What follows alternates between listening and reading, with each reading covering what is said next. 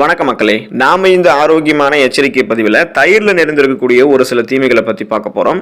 என்னதான் தயிரில் நிறைய ஆரோக்கியமான மருத்துவ நன்மைகள் இருந்தாலும் நீங்கள் அதை கால நேரம் பார்க்காம எல்லா நேரங்களையும் சாப்பிட்டீங்க அப்படின்னா அந்த தயிர் உங்களுக்கு நிறைய ஆபத்துகளை ஏற்படுத்தும். குறிப்பாக ஒரு சில பேரெல்லாம் தயிரை தினமும் சாப்பிடுவாங்க. அது மாதிரி தயிரை தினமும் எடுத்துக்கொள்ளக்கூடாது.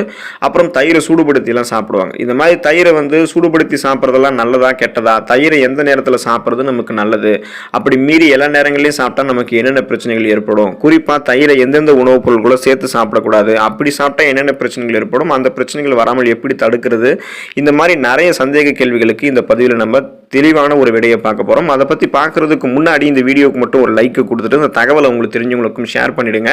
ஏன்னா இது அவங்களுக்கும் பயனுள்ளதாக இருக்கக்கூடிய ஒரு ஆரோக்கியமான பதிவு தான். இது போன்ற அப்டேட்ஸ்கள் நீங்கள் தொடர்ந்து பார்க்குறதுக்கு நம்மளுடைய ஹெல்த் நியூஸ் தமிழ் சேனலை மறக்காமல் சப்ஸ்கிரைப் பண்ணி வச்சுட்டு பக்கத்தில் இருக்கக்கூடிய பெல் பட்டனையும் கிளிக் பண்ணி ஆல் அப்படின்ற ஆப்ஷனையும் செட் பண்ணி வச்சுக்கிட்டீங்க அப்படின்னா நான் போடக்கூடிய எல்லா அப்டேட்ஸும் உங்களுக்கு நோட்டிஃபிகேஷன் அடிக்கடி சேரும்.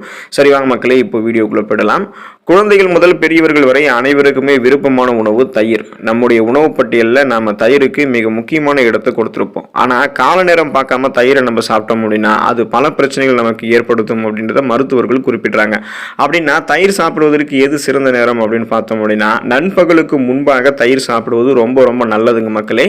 நண்பகலுக்கு முன்பாக அப்படின்னா எந்த நேரம்னு கேட்டீங்கன்னா காலை உணவுக்கும் மதிய உணவுக்கும் இடைப்பட்ட நேரத்தில் தயிர் சாப்பிடலாம். அதுதான் நண்பகலுக்கு முன்பான நேரம். அப்போ காலை உணவுக்கும் மதிய உணவுக்கும் இடைப்பட்ட நேரத்தில் தயிர் சாப்பிடுவது நமக்கு ரொம்ப ரொம்ப ஆரோக்கியம். அப்போ நம்ம எப்பப்பெல்லாம் தயிர் சாப்பிடக்கூடாதுன்னு கேட்டிங்கன்னா நீங்கள் ஒருபோதும் இரவில் தயிர் சாப்பிடவே கூடாது. அந்த மாதிரி சாப்பிட்டீங்கன்னா உங்களுக்கு நிறைய பக்க விளைவுகள் ஏற்படும். அது என்னென்ன பக்க விளைவுகள் அப்படின்றத நான் உங்களுக்கு விளக்கமாக சொல்கிறேன். குறிப்பாக வெறும் வயிற்றில் நம்ம தயிர் சாப்பிடக்கூடாது. வெறும் வயிற்றில் அப்படி நம்ம தயிர் சாப்பிட்டோம் அப்படின்னா ரத்த அழுத்தம் ஏற்படும். பிபி சார்ந்த அந்த பிளட் ப்ரெஷர் ப்ராப்ளம் நமக்கு ஏற்படும். எனவே நீங்கள் காலை உணவுக்கும் மதிய உணவுக்கும் இடைப்பட்ட நேரத்தில் தயிர் சாப்பிடலாம். அதாவது அந்த நண்பர்களுக்கு முன்பாக தயிர் எடுத்துக்கலாம். அதுதான் உங்களுக்கு ஆரோக்கியம். அதே போல் நீங்கள் அப்போ வெறும் வயிற்றிலும் இரவிலையும் தயிர் சாப்பிடக்கூடாது. தயிரை சூடுபடுத்தி சாப்பிடலாமா அப்படின்னு கேட்டிங்கன்னா தயிர் நீங்கள் சூடுபடுத்தியும் சாப்பிடக்கூடாது. தயிரோட வேணும்னா நீங்கள் சிறிது சர்க்கரை சேர்த்து சாப்பிடலாம். இது உங்களுடைய உடலுக்கு உடனடி ஆற்றலை தரும். எனவே நீங்கள் தயிரை சூடுபடுத்திலாம் சாப்பிடாதீங்க. அண்ட் இன்னும் ஒரு சில பேரெல்லாம் தயிரை எண்ணெயில் போட்டு தாளித்து கடுகு மிளகாய் எல்லாம் போட்டு சாப்பிடுவாங்க. அது போல் தயிர் சாப்பிடவே கூடாது. அது நன்மையே கிடையாது. தினமும் நிறைய பேர் தயிர் சாப்பிடுவாங்க. அது அவங்களுக்கு ஹெல்த்தி அப்படின்னு சொல்லுவாங்க. தயிரை நம்ம தினமும் எடுத்துக்கொள்ளக்கூடாது. தயிர் ரத்த குழாய்களில் அடைப்பு ஏற்படுத்தக்கூடியது. ஸோ தொடர்ந்து நம்ம தயிரை எடுத்துக்கிட்டோம் அப்படின்னா நம்மளுடைய ரத்த நாளங்களில் உள்ள கொழுப்புகள் அதிகமாக படிவதால் ரத்தம் நமக்கு தடைபடும். ரத்த ஓட்டம் தடைபட ஆரம்பிக்கும் போது நமக்கு ரத்தம் இப்போ இதயத்துக்கு போகக்கூடிய ரத்தம் எல்லாம் அதிகமாக நமக்கு அது தடைபடும் போது இதயம் சார்ந்த பிரச்சனைகளான மாரடைப்பு, பக்கவாதம் போன்ற அபாயம் எல்லாம் ஏற்படும். தொடர்ந்து நம்ம தயிர் சாப்பிட்டுட்டே இருக்கோம் அப்படின்னா உடல் வீக்கம் ஏற்படும். அரிப்பு, அக்கி போன்ற பிரச்சனைகள்லாம் ஒருவேளை நமக்கு ஏற்படக்கூடும். தயிர் நம்ம சாப்பிடுவதன் மூலமாக தொடர்ந்து சாப்பிட்டோம் அப்படின்னா உடல்ல கொழுப்பு அதிகமாக சேரும் போது ரத்த குழாய்கள் அடைப்பு ஏற்படும். சர்க்கரை நோய் போன்ற பிரச்சனைகள்லாம் உருவாகும். எனவே நீங்க தினமும் தயிர் சாப்பிடுவது தவிர்க்கணும். வாரத்துல 2 அல்லது நீங்க 3 நாட்கள் தயிர் எடுத்துக்கலாம். அதுவும் ஒருவேளை மட்டும்தான் நீங்க தயிர் சாப்பிடணும். அப்பதான் உங்களுக்கு எந்த பிரச்சனையுமே இல்லை. அப்போ நீங்க அந்த மாதிரி அந்த ஒரு வேளை மட்டும் எந்த வேலைன்னு பார்த்தீங்கன்னா காலை உணவுக்கும் மதிய உணவுக்கும் இடைப்பட்ட நேரம், அந்த நண்பகல் நேரத்தில் நீங்க தயிர் சாப்பிடுவதுதான் உங்களுக்கு ரொம்ப ரொம்ப நல்லது. தயிரோட நம்ம எந்தெந்த உணவுப் பொருட்களை சேர்த்து சாப்பிடக்கூடாது அப்படின்னு தெரிஞ்சுக்கோங்க. ஸோ இந்த உணவுகள்லாம் நீங்கள் தயிரோட சேர்த்து சாப்பிட்டீங்கன்னா உங்களுக்கு கடுமையான சைடு எஃபெக்ட்ஸ், பக்க விளைவுகள் ஏற்படலாம். நீங்கள் தயிரோட சேர்த்து சாப்பிடக்கூடாத உணவுகளில் வெங்காயமும் ஒன்று. வெங்காயத்தோட நீங்கள் தயிர் சேர்க்கறத தவிர்த்துக்கிறது ரொம்ப ரொம்ப நல்லது. மக்கள் பெரும்பாலும் தயிர் மற்றும் வெங்காயத்தை ரைதா வடிவில் எடுத்துக்கோங்க.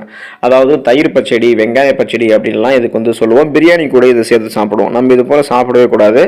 ஏன் அப்படின்னு கேட்டிங்கன்னா தயிர் குளிர்ச்சியானது. அதே சமயம் வெங்காயம் வெப்பத்தை நம்மளுடைய உடல்ல உற்பத்தி செய்யும். அப்படின்றதால இது இரண்டுமே ஒன்னா உங்களுக்கு சேரும். அப்போ இந்த கலவைகளை உடனடியாக நீங்க நிறுத்தணும். அப்படி நிறுத்தல அப்படின்னா இந்த வெப்பமும் குளிரும் உங்களுக்கு ஒன்னா சேரும் போது இந்த கலவை சொறி, சிரங்கு போன்ற பிரச்சனைகளை ஏற்படுத்தும். அரிக்கக்கூடிய தோல் அலர்ச்சி, ஸ்கின் டிசீஸ் உங்களுக்கு ஏற்படுத்தும்.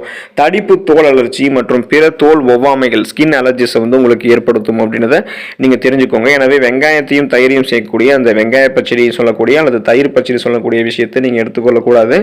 மீனையும் வெங்காயத்தையும் குறிப்பாக போலவே, அதாவது வெங்காயத்தை போலவே மீனையும் நீங்க தயிரோட சேர்த்துக்கொள்ளக்கூடாது.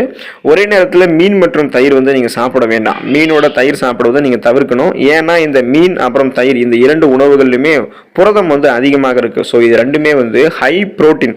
அப்போது இது ரெண்டுத்தையுமே நீங்கள் ஒன்றா எடுத்துக்கொள்ளும் போது இது என்ன பண்ணும் அப்படின்னா உங்களுக்கு கடுமையான செரிமானம் சார்ந்த பிரச்சனைகளை ஏற்படுத்தும். ஏன்னா இது இரண்டுத்திலுமே உயர்தர புரதங்கள் ஹை ப்ரோட்டீன் இருக்குது அப்படின்றதால இதை செரிமானம் பண்ணுறதுக்கு உங்களுடைய செரிமானம் பண்ணுறதும் ரொம்பவே கஷ்டப்படும்.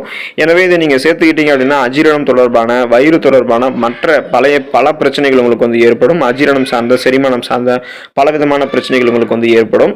அதே போல் நீங்கள் கண்டிப்பாக வந்து பார்த்தீங்க அப்படின்னா மீன் மற்றும் தயிரை எடுத்துக்கொள்ளக்கூடாது. அப்படி எடுத்துக்கிட்டிங்கன்னா உங்களுக்கு வந்து என்ன ஆகும் அப்படின்னா அந்த சருமம் சார்ந்த பிரச்சனைகளும் கூடவே வந்து செரிமானம் சார்ந்த பிரச்சனைகளோட ஏற்படும். பால் மற்றும் பால் பொருட்களை நீங்கள் தயிரோட வந்து சேர்த்துக்கொள்ளக்கூடாது. பாலோட நீங்கள் வந்து தயிர் சாப்பிட வேணாம். பால் மற்றும் தயிர் வந்து ஒரே குடும்பத்திலிருந்து வரும். இது ரெண்டுமே வந்து பார்த்தோம் அப்படின்னா அதிக புரதம் கொண்டது. ஸோ இதை நீங்கள் ஒன்றா சேர்த்துக்கொள்ளக்கூடாது. ஒன்று நீங்கள் வந்து பால் எடுத்துக்கலாம், இல்லைனா வந்து தயிர் எடுத்துக்கலாம். பாலையும் தயிரையும் ஒன்றா சேர்க்கக்கூடாது. அப்படி சேர்த்திங்கன்னா வயிற்றுப்போக்கு, அமிலத்தன்மை, வீக்கம் மற்றும் வாயு போன்ற பிரச்சனைகள்லாம் ஏற்பட ஆரம்பிக்கும். எனவே பாலையும் தயிரையும் நீங்கள் ஒன்றா சேர்த்து சாப்பிடக்கூடாது. உளுத்தம்பருப்பையும் தயிரையும் நீங்கள் ஒன்றா சேர்த்து சாப்பிடக்கூடாது. நீங்கள் உளுத்தம்பருப்பையோ அல்லது உளுத்தம்பருப்பால் செஞ்சிடக்கூடிய மற்ற உணவுகளையோ தயிரோடு சேர்த்து உட்கொள்வது உங்களுடைய செரிமான அமைப்பை வந்து சீர்குலைக்கும். இது அஜீரணம், வயிற்றுப்போக்கு மற்றும் வயிற்று உப்பு சத்தை வந்து ஏற்படுத்தும். எனவே உளுத்தம்பருப்பால் செஞ்சிருக்கக்கூடிய உணவுகளையோ அல்லது உளுத்தம்பருப்பையோ தயிரோட சேர்த்து சாப்பிட்றது நிறுத்திக்கிறது உங்களுக்கு ரொம்ப ரொம்ப நல்லது. மாம்பழத்தையும் தயிரையும் நீங்கள் ஒன்றா சேர்த்து சாப்பிடக்கூடாது. வெங்காயம் மற்றும் தயிரை போலவே தயிரோட நீங்கள் மாம்பழத்தை இணைக்கிறது உங்களுக்கு அந்த மாதிரி குளிர் வெப்பம் அந்த பிரச்சனைகளை உண்டாக்கும். இது உங்களுக்கு பிற தோல் ஒவ்வாமைகளை ஏற்படுத்தும். அதாவது தோல் பிரச்சனைகள், ஸ்கின் டிசீஸ் உங்களுக்கு வந்து ஏற்படும். உங்களுடைய உடலில் இது வந்து நச்சுக்களை வந்து செலுத்தும். அப்போ முழு உடல்லையுமே வந்து நச்சுக்களாக மாற்றுறதால உங்களுக்கு நிறைய தீமைகள் ஏற்படுவதற்கு வாய்ப்புகள் இருக்குது. இப்போ குறிப்பாக வந்து இரவில் வந்து தயிர் சாப்பிடக்கூடாது அப்படின்னு வந்து சொல்லியிருக்கோம் இல்லையா? ஸோ காரணம் என்னன்னு கேட்டிங்கன்னா நீங்கள் இரவில் வந்து தயிர் சாப்பிடும்போது இதில் இருக்கக்கூடிய அந்த அதிக புரதம், அந்த ஆற்றல் உங்களுக்கு வந்து அதிகமாக கிடைக்க ஆரம்பிக்கிறதால சளி போன்ற பிரச்சனைகள்லாம் உங்களுக்கு ஏற்படும். கடுமையான சளி பிரச்சனை, இருமல், சுவாசம் சார்ந்த பிரச்சனைகள்லாம் உங்களுக்கு ஏற்படும். குறிப்பாக அந்த ஆஸ்துமா நோயாளிகள்லாம் இரவில் வந்து தயிர் சாப்பிட்றது தவிர்ப்பது ரொம்ப ரொம்ப நல்லது. தயிர் நீங்கள் எந்தெந்த உணவுப் பொருள்களோட சேர்த்து சாப்பிடக்கூடாது அப்படின்றத பற்றி பார்த்தோம். இப்போ குறிப்பாக வந்து தயிர் நீங்கள் எப்போ சாப்பிட்றது உங்களுக்கு நல்லது, அந்த தயிரை வந்து நீங்கள் எப்படியெல்லாம் சாப்பிடக்கூடாது அப்படின்னு தெரிஞ்சுக்குவோம். தயிரை வந்து நீங்கள் சூடான சாதத்தில் வந்து பார்த்தோம்னா தாளித்து உப்பு கலந்து சாப்பிடுவீங்க பார்த்தீங்களா, அது போல் சாப்பிடக்கூடாது. தயிர் வந்து குளிர்ச்சியாக இருக்கும் அப்படின்றதால இரவில் நீங்கள் தயிர் சாப்பிடக்கூடாது. அப்படி சாப்பிட்டீங்கன்னா உங்களுக்கு மூச்சிறைப்பு ஏற்படும். அதனால் இரவில் நீங்கள் தயிர் சாப்பிட்டீங்கன்னா கடுமையான அந்த மூச்சிறைப்பு, சளி தொந்தரவு, இருமல், ஆஸ்துமா போன்ற பிரச்சனைகளை சந்திக்கக்கூடும். நன்றாக புளித்த தயிரை வந்து பித்த வாயு, வயிறு கோளாறு, ரத்த கொதிப்பு இருக்கிறவங்க வந்து எடுத்துக்கொள்ளவே கூடாது. இரவில் வந்து தொடர்ந்து நீங்கள் தயிர் சாப்பிட்டீங்கன்னா ரத்த கொதிப்பு, ரத்த சோகை, தோல் நோய் போன்ற பிரச்சனைகள்லாம் உங்களுக்கு ஏற்படும்னு தெரிஞ்சுக்கோங்க.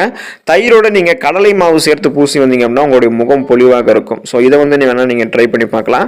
இப்போ நம்ம தயிரை வந்து எந்த மாதிரி நிலையில் வந்து எடுத்துக்கணும்னு கேட்டிங்கன்னா தயிரை வந்து நம்ம உறைந்து இருக்கக்கூடிய அப்படியே பச்சை தயிரை வந்து நம்ம எடுத்துக்கொள்ளணும். அதுவும் குறிப்பாக நம்ம மண் சட்டியில் தயிரை உரைய வச்சிருக்கோம் அப்படின்னா அந்த மாதிரி தயிரை வந்து நம்ம எடுத்துக்கொள்வது ரொம்ப ரொம்ப நமக்கு நல்லது. உறைந்த தயிரில் காணப்படக்கூடிய தெளிந்த நீரை நம்ம வெறும் வயிற்றில் குடித்தோம் அப்படின்னா தொண்டை எரிச்சல், குமட்டல், உடல் சூடு, களைப்பு, தலைச்சளி போன்ற பிரச்சனைகள்லாம் நமக்கு வந்து நீங்க ஆரம்பிக்கும். ஸோ இந்த மாதிரி ப்ராப்ளம் இருக்கிறவங்கலாம் அந்த உறைந்த தயிரில் காணப்படக்கூடிய தெளிந்த நீரை குடிக்கும் போது நலம் பெறலாம். குறிப்பாக நம்ம தயிரை வந்து எடுத்துக்கிறோம் அப்படின்னா உறைந்த தயிரை எடுத்துக்கொள்வது நல்லது. மண் சட்டியில் இன்னும் தயிரை நம்ம உரைய வச்சு சாப்பிட்டோம் அப்படின்னா அது நமக்கு ரொம்ப ரொம்ப நல்லது. ஏன் நம்ம தயிரை வந்து சூடுபடுத்தி சாப்பிடக்கூடாது அப்படின்னு கேட்டிங்கன்னா இப்போ தயிரை நீங்கள் சூடு பண்ணும்போது இயல்பாக அதில் இருக்கக்கூடிய அந்த அமைப்பு வந்து மாற ஆரம்பிக்கும். தயிரை நீங்கள் சமைப்பது அல்லது சூடாக்குவதால் அதில் இருக்கக்கூடிய புரோட்டீன், அந்த புரதங்கள் வந்து சிதைவடைவதற்கு அதிகமான வாய்ப்புகள் இருக்கும். அப்படி நீங்கள் சமைக்கும்போது ஊட்டச்சத்து மதிப்பு, அதோடைய ஸ்ட்ரக்சர், இது எல்லாத்துலேயுமே மாற்றம் ஏற்படும். தயிரில் இயற்கையாகவே ஒரு ஈரப்பதம் இருக்கும். அதை நம்ம சமைக்கும் பொழுது அந்த ஈரப்பதம் வந்து இல்லாமல் போயிடும். ஸோ இப்படிப்பட்ட தயிர் நமக்கு வந்து சுவையே வந்து தராது. நம்ம தயிரை சூடுபடுத்தும் போது அதில் இருக்கக்கூடிய பாக்டீரியாக்கள், குறிப்பாக அதில் இருக்கக்கூடிய அந்த நல்ல பாக்டீரியாக்கள்லாம் அழிக்கப்பட்டுரும். அப்போ இந்த நல்ல பாக்டீரியாக்கள் என்ன பண்ணும்னா நம்மளுடைய குடல் ஆரோக்கியத்தை பாதுகாத்து செரிமானத்தை மேம்படுத்தும்.